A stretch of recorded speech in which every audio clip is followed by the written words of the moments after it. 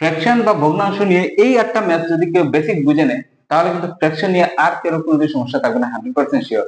Class 5 থেকে class 10 পর্যন্ত এবং যারা কম্পিটিটিভ এক্সাম দিচ্ছেন সবার জন্য ইম্পর্টেন্ট। তো ভিডিওটা একটু দেখেন আর কনসেপ্ট ক্লিয়ার করেন। দেখেন এখানে কি লেখা, 2/4 প্লাস 3/4, 2/4 মাইনাস 3/4। এই যে উপরের যে 1 2 3 4, এখানে একটা জিনিস কমন আছে, প্রত্যেকটা ডিনোমিনেটর কিন্তু সেম 4 4 4 4। তো এখানে দেখেন একটা ফ্র্যাকশন প্লাস আরেকটা ফ্র্যাকশন, দুটো ফ্র্যাকশন দেওয়া আছে, ডিনোমিনেটর সেম। ডিনোমিনেটর যদি সেম থাকে সেটাকে বলে কি, লাইক ফ্র্যাকশন। আর নিচের যেগুলো সেটা হলো দেখেন একটাতে 4 একটাতে 5, তার মানে এটা কি ফ্র্যাকশন, আনলাইক ফ্র্যাকশন। তো প্রবলেমটা হচ্ছে লাইক ফ্র্যাকশন আর আনলাইক ফ্র্যাকশন, এটাই সমস্যা ক্রিয়েট করে। তো লাইক ফ্র্যাকশন কিভাবে প্লাস করব, মাইনাস করব, কিভাবে মাল্টিপ্লাই করব, কিভাবে ডিভাইড করব এবং আনলাইক ফ্র্যাকশন কিভাবে করব, সেটাই মানে বোঝার জিনিস। তো এই জিনিসটা বুঝে নিলে সব কিন্তু বেজাল শেষ। তো চলুন বুঝে নিই। দেখেন এখানে মানে লাইক ফ্র্যাকশন আছে, তো এটা প্লাস কিভাবে করব, যেহেতু আমার লাইক ফ্র্যাকশন আছে আমি কি করব, এখানে দুটো 4 আছে, একটা 4 আমি কি করব, আমি কমন নিয়ে নেব। ঠিক আছে, একটা 4 আমি কমন নিয়ে নিলাম, আর 2 প্লাস 3 কত হবে, 5। বুঝা গেল।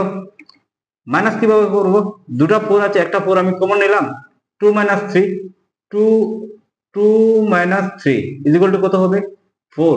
আর প্লাসে মাইনাসে মাইনাস, মানে 3 থেকে 2 মাইনাস হবে, 3 থেকে 2 মাইনাস হলে 1। আর প্লাস সিম্বল হবে না মাইনাস সিম্বল হবে, এটার আগে প্লাস আছে এটার আগে মাইনাস আছে, তো গ্রেটার ডিজিটের আগে আমার মাইনাস সিম্বল আছে, তার মানে কি হবে, -1। বুঝা গেল। এবার মাল্টিপ্লাই কিভাবে হবে, মাল্টিপ্লাই হবে 4 4 যা 16 আর 3 2 যা 6।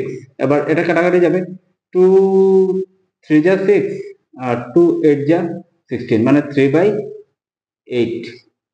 ডিভাইড কিভাবে হবে, এটা একটু বোঝার জিনিস, এটা ভালো করে বুঝবে। ডিভাইড যখন থাকবে তখন ফ্র্যাকশনের বেলায় কি হবে, 2 into 4 মাল্টিপ্লাই হবে আর রেসিপ্রোকাল হয়ে যাবে। রেসিপ্রোকাল মানে সেটা উল্টা আর কি। তো 3/4 এর রেসিপ্রোকাল কি, 4/3। মাল্টিপ্লাই হবে সিম্বল আর রেসিপ্রোকাল হয়ে যাবে। তো 4 এর পরে কাটাকাটি চলে গেল, থাকলো কি 2/3।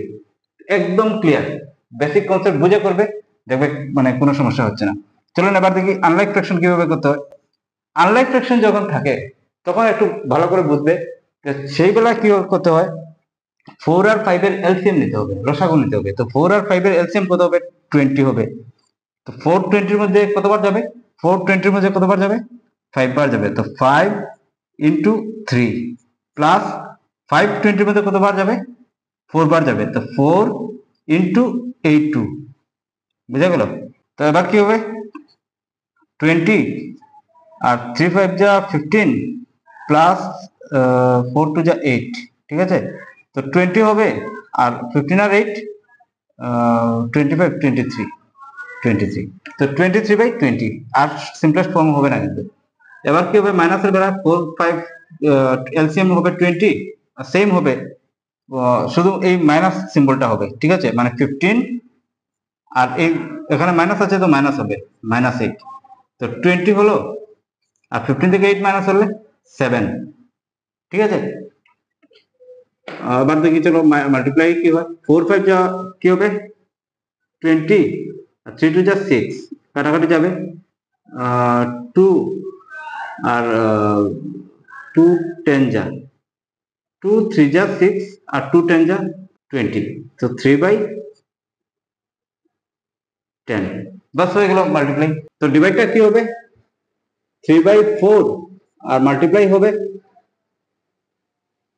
5 বাই রেসিপ্রোকাল হয়ে কি হবে, 5 নিউমারেটরে যাবে আর 2 আসবে ডিনোমিনেটরে।